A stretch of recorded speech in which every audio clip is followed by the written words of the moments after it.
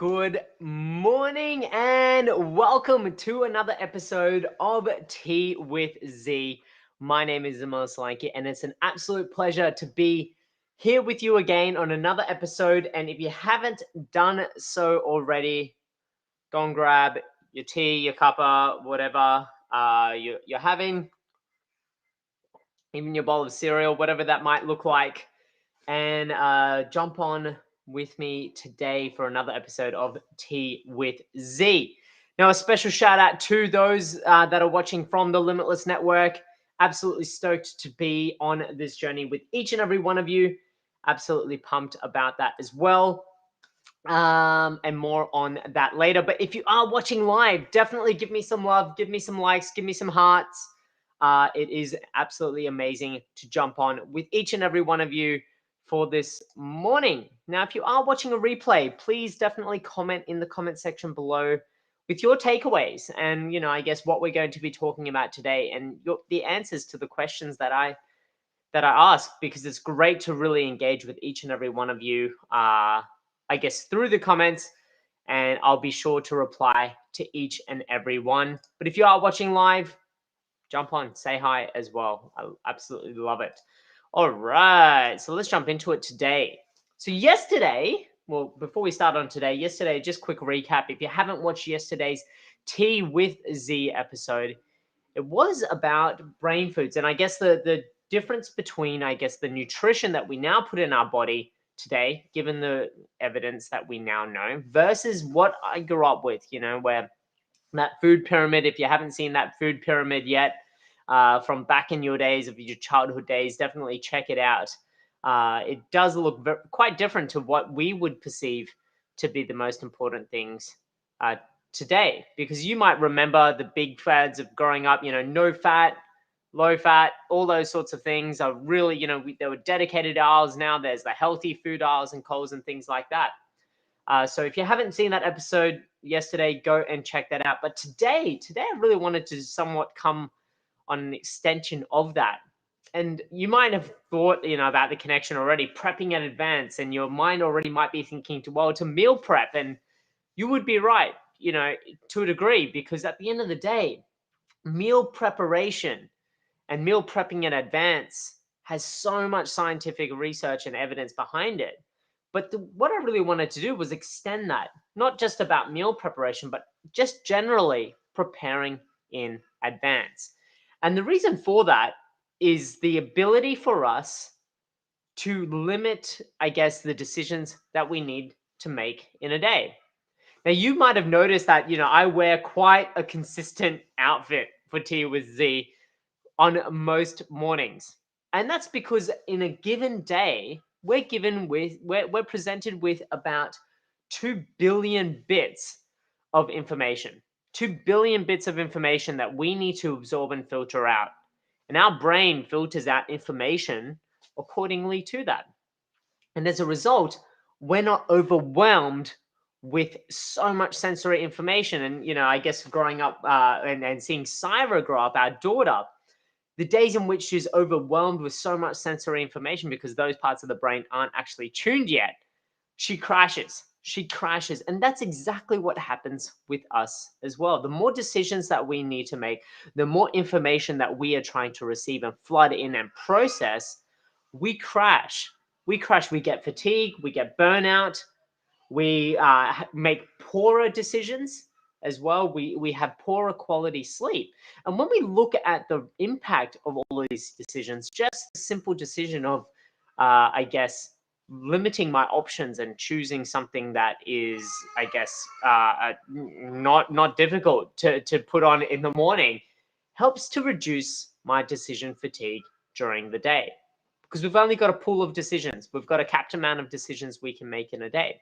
And when it comes to preparing in advance and the impact of nutrition, which I discussed yesterday, meal preparation in itself is a great tool to help reduce decision fatigue. Because I know from experience and working up to 80 hours a week, of, and even sometimes more than that, when you're working those extreme hours, decision fatigue and burnout very, very quickly starts to pop up.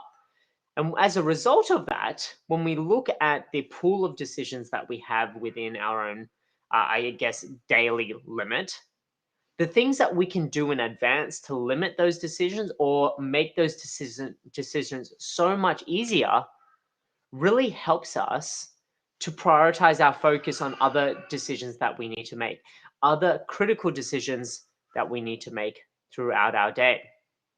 And so, what I really wanted to chat to you about today was, what are you doing, not just from a nutrition side, from a meal perspective, but in other parts of your life to prep in advance? Now, take the example that I'm giving right now with the meals. Without preparing in advance, without knowing what we're going to do for dinner tonight, without knowing what I'm going to pack for lunch today, the likelihood of me making poorer decisions in that moment when I'm hungry is greatly increased.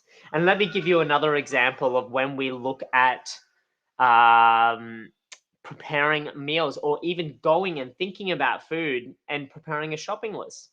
How many times have you gone to the grocery store, with Coles, Woolies, IGA, whatever it might be, your local? How many times have you gone to the grocery store hungry?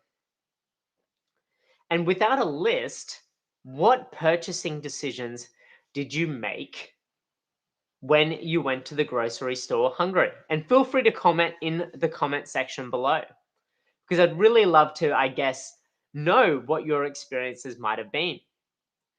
If you went to the grocery store hungry and without any preparation in advance, so maybe you didn't have a shopping list, maybe you didn't detail what you wanted to purchase, what did your shopping trolley or your basket actually look like compared to the day that you didn't go there hungry, or the day that you went there, and even the day that you went there with a defined shopping list? Because to me, that the hungry state creates a variable. It creates a variable and changes our psyche, and provides us with a stimulus that needs us to actually have stronger willpower and stronger gumption to make significant decisions or make important decisions on our own health and well-being. And without preparing in advance, and having that plan of attack in advance, then it's actually a lot more difficult for us to make good quality decisions. And that's just an example of how then, along our own health entrepreneurial journey, something so simple with buying groceries, our decisions can be influenced by the state that we are in.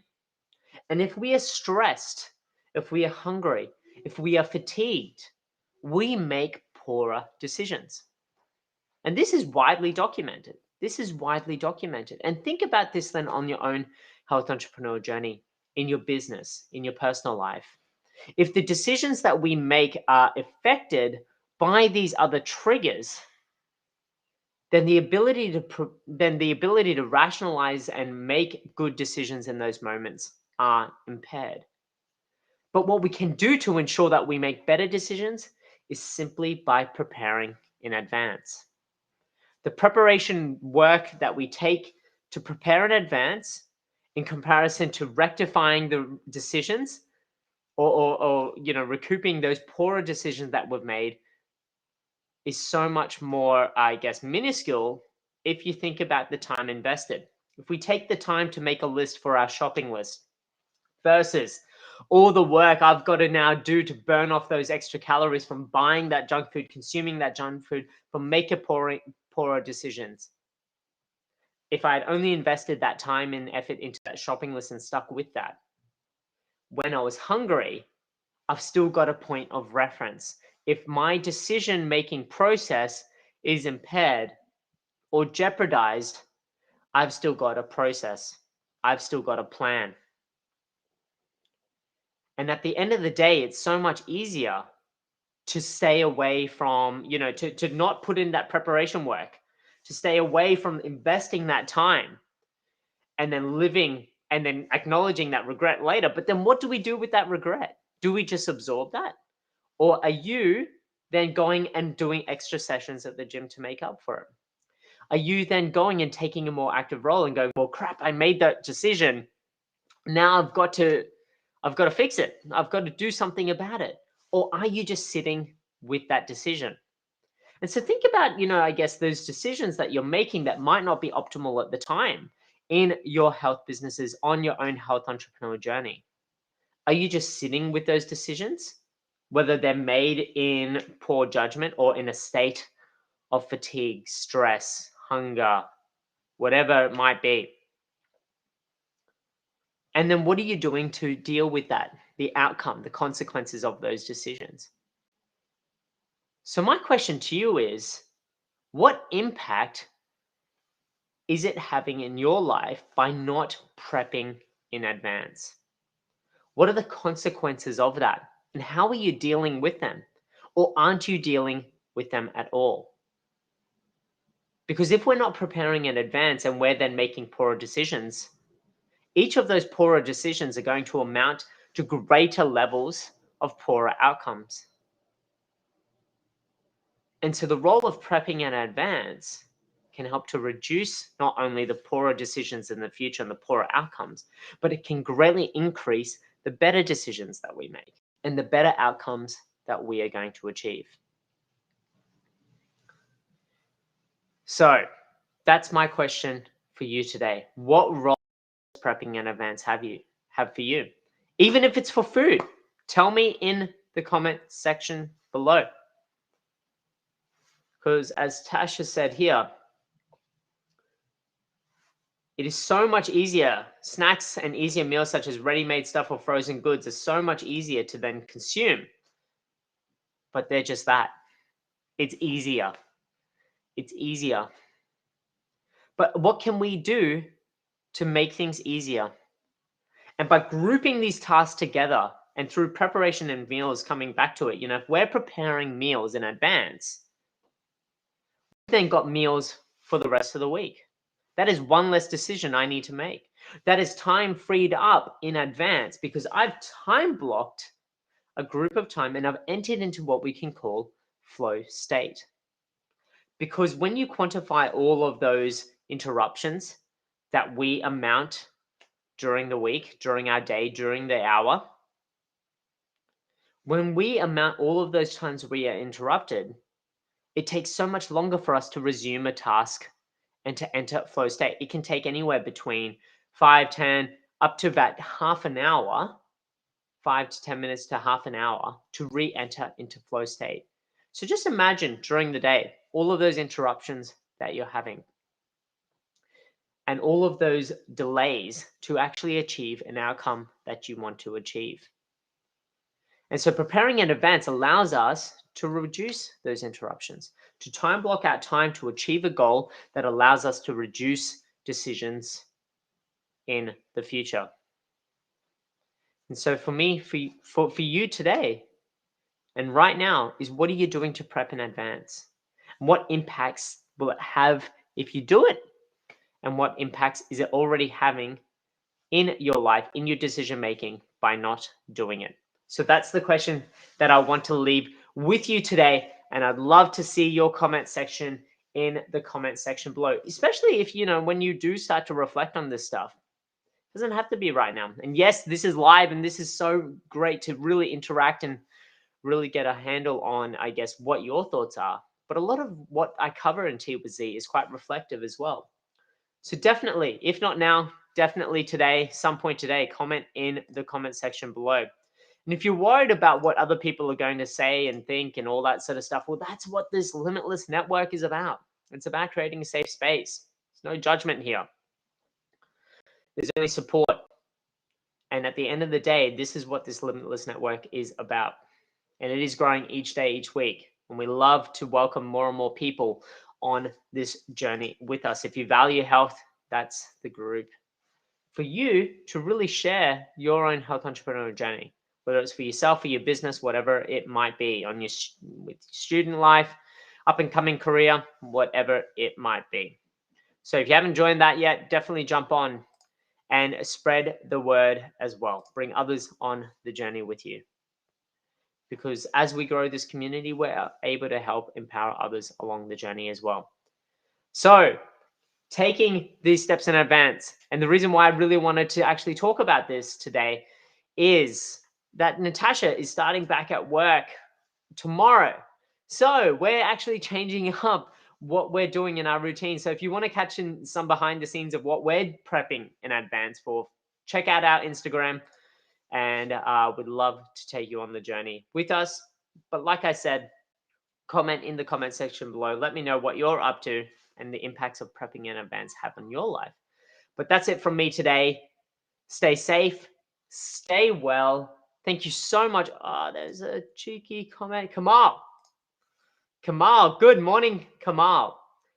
Definitely, and 100%, and something, Kamal, you touched on amazingly is the impact it has on our team. Our team are also talking about how time poor they are. Well, what impacts as health entrepreneurs are we playing on them to help them make better decisions, to help improve what they're doing? Because at the end of the day, if we're all about getting peak performance, not only about ourselves, but around those around us, then we need to empower them as well. And Kamal, bring your team on the journey. Get them in the Limitless Network. Bring them on the journey as well, because I'm sure that they'd love to hear some of these tips and tricks as well. So that's it from me today. Thank you so much for watching. I really look forward to joining you on another episode of Tea with Z tomorrow morning. But that's it from me today. Stay well, take care, and catch you tomorrow morning. Have an awesome day. Bye for now.